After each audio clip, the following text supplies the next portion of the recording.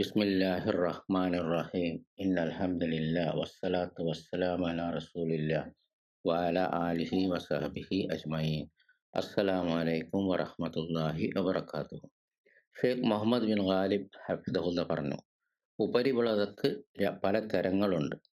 അവയിൽ മനുഷ്യനെ ഏറ്റവും ഗുരുതരമായി നശിപ്പിക്കുന്ന തരങ്ങളിലൊന്നാണ് സാമൂഹിക മാധ്യമങ്ങളിലെ ഉപരിപ്ലവത.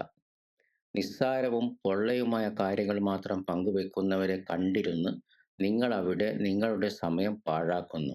അവർ നിങ്ങളുടെ സമയത്തിലെ ഏറ്റവും വിലപ്പെട്ട നിമിഷങ്ങളും ജീവിതത്തിലെ ഏറ്റവും മികച്ച വർഷങ്ങളും കവർന്നെടുക്കുന്നു.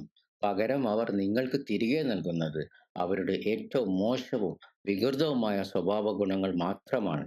അതിനാൽ അവരുടെ സ്വാധീനം നിങ്ങളെയും ബാധിക്കുന്നതിനും അവരുടെ സ്വഭാവങ്ങൾ നിങ്ങളിൽ പ്രതിഫലിക്കുന്നതിന് മുമ്പ് അവരിൽ നിന്ന് അകന്നു നിൽക്കുക.